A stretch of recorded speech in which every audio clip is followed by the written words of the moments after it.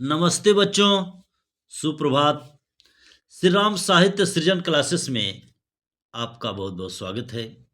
कक्षा 10 हिंदी काव्य खंड के अंतर्गत चींटी प्रकृत के सुकुमार कवि सुमित्रा नंदन पंत जी द्वारा रचित युगवाणी से यह चींटी शीर्षक के अंतर्गत हम कविता को देखते हैं। चींटी को देखा वह सरल बिरल काली रेखा, तम के तागे सी जो हिलडुल, चलती लघुपद पल पल मिलजुल, वह है पिपीलिका पात। प्रकृत के सुकुमार कवि सुमित्रा नंदन पंत जी कहते हैं कि क्या आपने कभी चींटी को देखा है। ये व्याख्या है। व्याख्या से पहले हम देखते हैं संदर्भ कैसे लिखेंगे। तो संदर्भ लिखेंगे कि प्रस्तुत पद्योतरण हमारी पाठ्य पुस्तक हिंदी काव्य खंड के चींटी शीर्षक से उद्धृत की गई है। इसके रचयिता युगवाणी के रचनाकार प्रकृत के सुकुमार कवि सुमित्रा नंदन पंत जी हैं। फिर इसके बाद प्रसंग लिखेंगे। प्रसंग में लिखेंगे कि लघु जीव चींटी की कर्मठता से प्रेरणा लेकर के मानव भी महान कार्य कर सकता है। व्याख्या। प्रकृत के सुकुमार कवि सुमित्रा नंदन पंत जी कहते हैं कि क्या आपने कभी चींटी को देखा है। वह सरल बिरल काली रेखा, वह सरल अर्थात अत्यंत सीधी है, वह बिरल पतली है, काली धागे सदृश है वह। तम के तागे से जो हिलडुल, तम माने अंधेरा, यहाँ अंधेरे का अर्थ काले से लिया गया है। काले धागे से जो हिलडुल, बिल्कुल काला धागा सदृश जमीन पर पड़ी हुई जैसे हवाओं के झोंकों से हिलती डुलती है।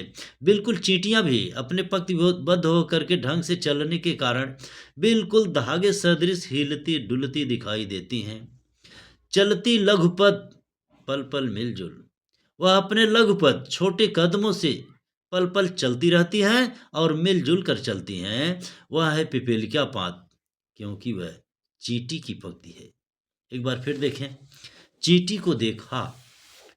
प्रकृत के सुकुमार कवि सुमित्रा नंदन पंत जी कहते हैं कि क्या आपने कभी चींटी को देखा है।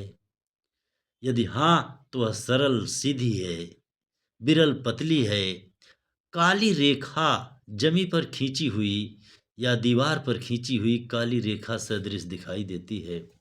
तम के तागे सी जो हिलडुल, तम के तागे सी में उपमा अलंकार है, क्योंकि चींटी की तुलना तम काले धागे से की गई है।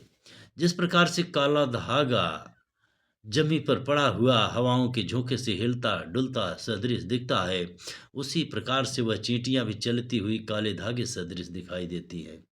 यह वीर रस में लिखी हुई कविता है।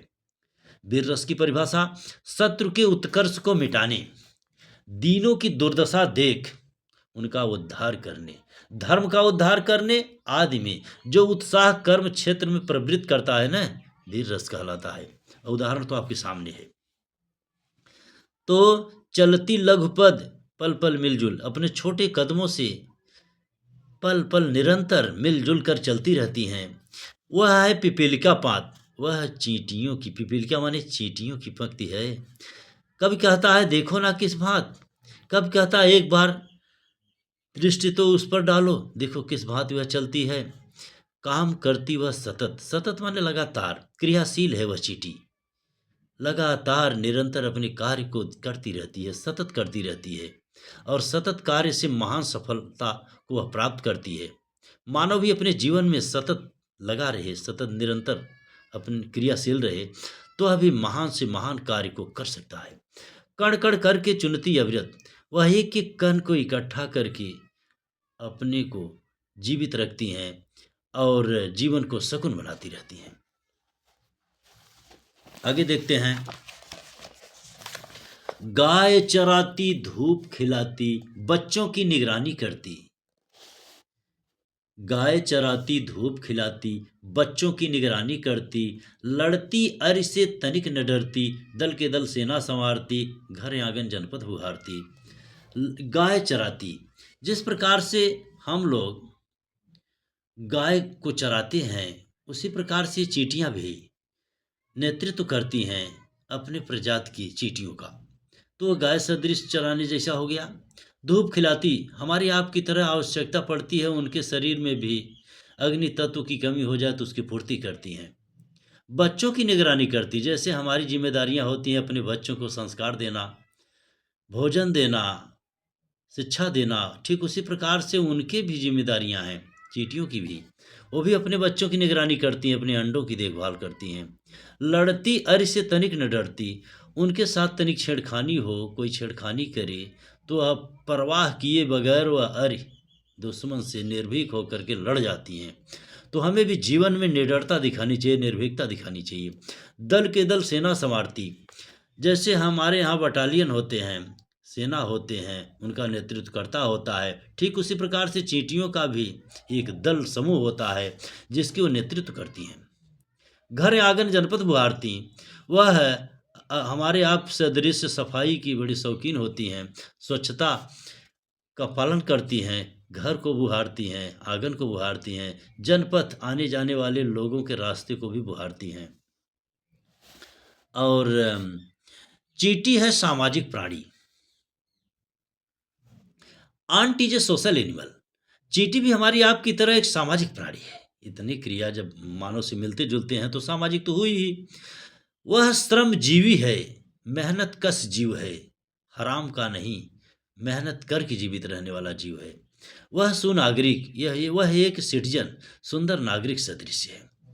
देखा चींटी को कब कहता है, चींटी को आपने देखा, उसकी इस कर्मठता को देखा, उसके सद्गुण को देखा, उसके जी को भी देखा, अर्थात उसके औकात को देखा।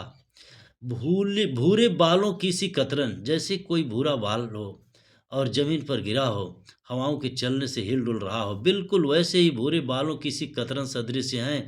छिपा नहीं उसका छोटापन, उसकी लघुता, उसका छोटापन किसी से छिपा नहीं है। लेकिन इसके बावजूद भी वह समस्त पृथ्वी पर निर्भय, वह धारा पर निर्भय होकर के विचरण करती है। विचरण करती श्रम में तन्मय, विचरण करती हुई वह श्रम में अपने मेहनत कश जीवन में वह तल्लीन है। वह जीवन की चिनगी अक्षय, कभी न मिटने वाली एक ऐसी चिनगारी है जीवन की, जिससे प्रेरणा लेना चाहिए हमको आपको। वह भी क्या देही है तिल से, एक तिल दाने सदृश उसकी शरीर है, प्राणों की रिलमिल झिलमिल सी, किंतु इसके बावजूद भी उसके भीतर जो प्राण हैं बिल्कुल चमचमाते रिलमिल झिलमिल सदृश हैं। दिन भर में वह मीलों चलती, वह अपने लगातार सतत परिश्रम चलने के कारण कई किलोमीटर तक चली जाती हैं। अथक कार्य से कभी न टलती, वह कभी थकती नहीं, निरंतर लगी रहती हैं, अपनी जिम्मेदारियों से कभी मुख नहीं मोड़ती। ऐसे भी मनुष्य को जो जीवन मिला है वह कर्मठता से महान बनाने के लिए मिला है। यही प्रेरणा, ये सीख मिलती है पंत जी की इस रचना से, जो युगवाणी से ली गई। जय हिंद, वंदे मातरम।